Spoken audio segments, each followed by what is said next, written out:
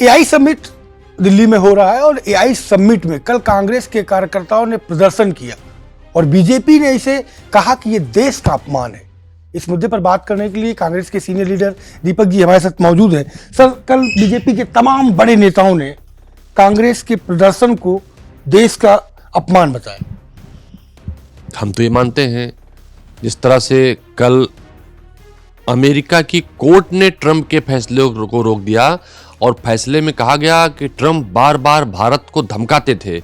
हम मानते हैं किसी संप्रभु राष्ट्र को धमकाना उस संप्रभु राष्ट्र का अपमान है। हम मानते हैं कोई देश अगर हमारा युद्ध चल रहा है वो कहे हमने युद्ध रुकवा दिया तो वो देश का अपमान है। देश के मुखिया, देश के प्रधानमंत्री का नाम किसी ऐसी फाइल में आए, ऐसे कुकृत्य में आए जो एप्स्टीन फाइल के नाम से बदनाम हो जाए, वो देश का अपमान है। देश का प्रधानमंत्री देश का प्रतिबिंब होता है। जब दुनिया के दूसरों देश में जाकर बताए कि भारत पहले सांप सपेरों का देश हुआ करता था, किस देश में पैदा हो गए, वो देश का अपमान है। अगर नौजवान बहक जाएं, नौजवान देश में बढ़ती बेरोजगारी, भ्रष्टाचार, महंगाई के मुद्दे पर जोश में आ जाएं तो उसे देश का अपमान नहीं मानते। और भारतीय जनता पार्टी किस मुंह से कहेगी? ये तो भारत की जिस तरह से आई के कार्यक्रम में नौजवानों ने जोश दिखा दिया। भारतीय जनता पार्टी के बुजुर्ग तो होश में थे जब पूरी दुनिया की नजर कॉमनवेल्थ पर थी, पूरी दुनिया के लोग आए थे और टेलीविजन पर सीधे प्रसारण हो रहे थे। तब भारतीय जनता पार्टी के राष्ट्रीय अध्यक्ष चल गए थे बैरिकेडिंग पर, तब देश का सम्मान था। ये दोगली बातें करना भारतीय जनता पार्टी और भारतीय जनता पार्टी के समर्थक एंकर गोदी मीडिया बंद करे, अन्यथा देश ने अभी उनको बहुत नीचे ले गई। अभी वो इतिहास का हिस्सा बन जाए, कोई उन्हें याद नहीं करे, कोई उन्हें पूछेगा नहीं। सदन लगातार चल रहा था। सदन में सीएम ने खास करके कांग्रेस को कोट करके जिस तरीके से विपक्ष पर हमला बोला है, कैसे देखते? उनके पास हमला बोलने के अलावा कुछ नहीं है।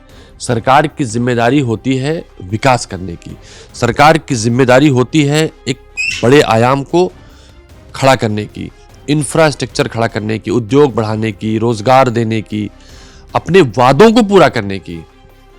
तो भारतीय जनता पार्टी का जो मुखिया उत्तर प्रदेश में कह चुका हो कि हम 2022 में किसानों की आय दुगनी कर देंगे, अगर वो 26 में खड़े होकर कांग्रेस पार्टी की आलोचना करता है तो वही जाने।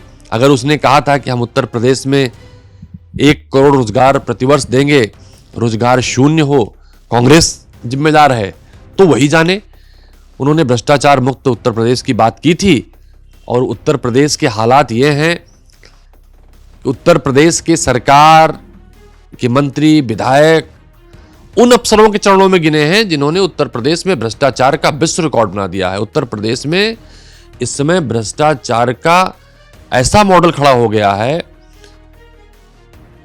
मुख्यमंत्री जी स्टार्टअप बात बहुत करते हैं। अब उत्तर प्रदेश के गांव में लोग कहने लगे हैं कि योगी सरकार के इन 10 साल के कार्यकाल के बाद अगर कुछ याद किया जाएगा तो योगी सरकार के भ्रष्टाचार का जो स्टार्टअप ब्लॉक में, तहसील में, थानों में, सरकारी दफ्तरों में बन गया है, उसे याद किया जाएगा।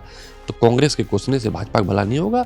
भाजपा अपने लिए कुछ करना चाहती है, उत्तर प्रदेश जनता का भला कर देगी तो उनका भला हो जाएगा, ना अन्यथा कोई उन्हें याद नहीं करेगा। कल सीएम ने घोषणा की कि शिक्षा मित्रों और अनुदेशकों का मानदेय बढ़ाया गया पिछले 9 वर्षों बाद।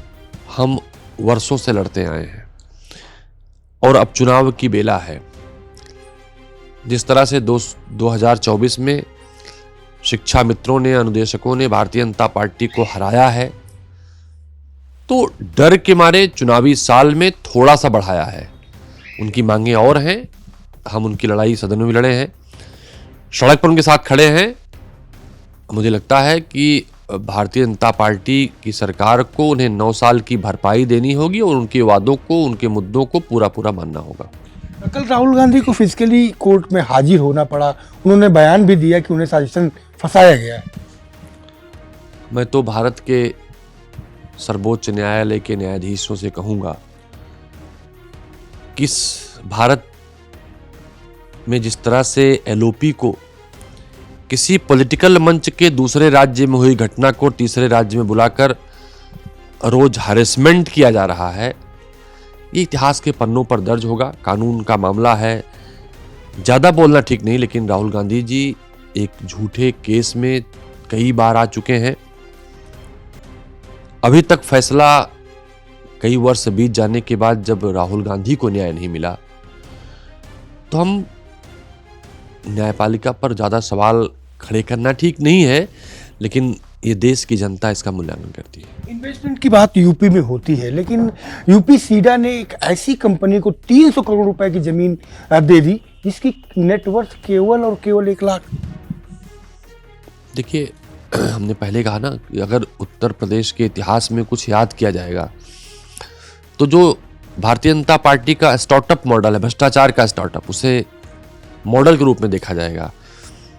तो सरकार जब 1 रुपए में अडानी को जमीन देने का रिकॉर्ड बना रही है, तो उत्तर प्रदेश की सरकार 1 लाख डिफ किसी की वैल्यू हो या 1000 हो, पूरी तरह से व्यापार चल रहा है, धन उगाही चल रही है, और उत्तर प्रदेश की जनता आंख मूंद कर इसलिए देख रही है कि उसे पता है अब उसके कहने से कुछ नहीं होगा, क्योंकि अब जो भारतीय जनता पार्टी के खिलाफ बोलता है वो ट्रोल होता है, मीडिया उसके खिलाफ खड़ा होता है, लेकिन वोट के माध्यम से अपनी आवाज़ को दिखाएंगे, बताएंगे और भाजपा को हटाएंगे। अंतिम सवाल मेरा कि कल सदन में ये चर्चा चली कि मुख्य सचिव की बात को अनसुना कर रहे हैं जिले के डीएम। जब जिले के डीएम की तैनाती पैसा लेकर होगी तो मुख्य सचिव सुनेगा क्या? जब ऐसे कोई जनपद में पोस्टिंग नहीं जो निःशुल्क होती हो, पूरी तरह से एग्रीमेंट के आधार पर जान रहे हैं। अगर साल भर रहना है तो इतना देना होगा, 2 साल रहना है इतना देना होगा, अमुक जिले का इतना रेट है।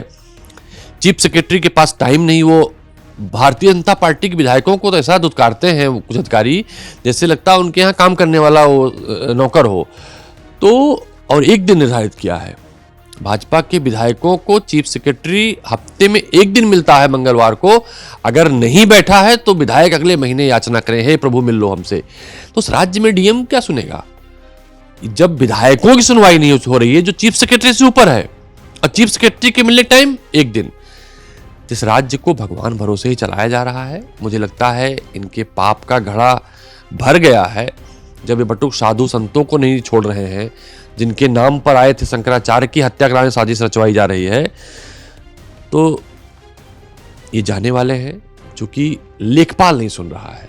बाराबंकी घटना मैंने आपके चैनल पे ही कही थी, लेखपाल ने धमकाया था विधायक को कि हम उनसे किसी जमाने में कल्याण सिंह जी और राजनाथ सिंह जी का जिक्र किया था, लेखपाल ने विधायक को धमकाते हुए।